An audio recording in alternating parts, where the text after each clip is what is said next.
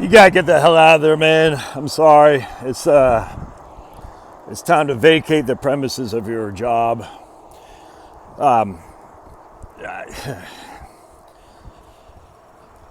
You might have other mechanisms to raise funds. You might not. I don't know. I don't know your circumstance. If you think your corporation gives two craps about you at this stage, I don't know what's going on, man. I think the numbers they've been sharing with us are completely wrong, completely overinflated, significantly overinflated. And yet they're willing to collapse a society for the short-term money that the government's providing. It's fascist. Fascist. This is truly fascism. It's not Donald Trump fascism. Remember, Trump allowed this to happen under his watch. He advocated this to happen. So this isn't like Trump was ignorant about it. He advocated, he promoted this crap. Biden's just taking, Biden with the media, just taking the freaking horse by the reins and saying, let's roll. Let's roll. And he's doing it more. Because just like Bush allowed for Obama, Trump allowed for Biden.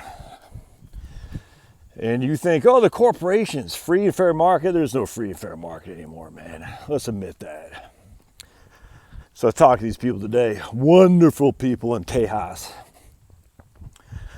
I tell you, man, the level of respect I have for these people, and I'm not going to say too much more because what they've had to go through with their children in terms of illnesses and even death, and to come out the other side with guns blazing, ready to tackle the world still, it's just unsettling. It's just incredible to me. And the fact they're able to squirrel away significant amounts of money, well, it might not be significant to most people. To you, to me it is. You don't know how much, but after dealing with all that with their children, been married since high school. Oh, it's such an American story. And now they're laying on the line and say, I'm not getting it, and I'm taking my skill sets and I'm going elsewhere. And what they're going to do, well, this one person, consult. Maybe not. They don't have to. Go travel the good US of A. They've worked their tails off since 14 years old, as many of you all have. They put away a bunch. They got basically no debt. I mean, they can pay it all off if they want to. They're not gonna. Not cost them an arm and a leg. They can budget for it. You know, they're driving aught vehicles from the aughts, 240,000, 170,000 miles on it. They know they have to get a new car at some point. Oh, it must be nice. Yeah. Easy for some to say. If you had the experiences these guys had in terms of how much they had to put into energy, never mind just money with their children, you would also anyway, it's fantastic. But you know, there's some things that they're not going to do for the dollar bill, and they don't need to anymore. That's the best thing. And the reason they don't need to is to have money saved up. Money doesn't need to do anything at this stage. They don't need to rely on the fakeness that is the current equity markets. And I truly believe a lot of our big businesses, I'm saying, it's all fake. That doesn't mean you don't align yourself with the fake. You know, if you can still get money off it, well, take advantage of it. You know, it helps you pay down your debt, more power to you. But it just means at the end of the day, they don't need that fake growth. They're still gonna, like I tell people all the time, look, we don't know which way the wind's gonna blow, so be on both sides. It's called a hedge. And so they're going 50-50. She's taking some of her money out, gonna put in a Ginnie Mae of the market. Got enough in cash to see a couple years through.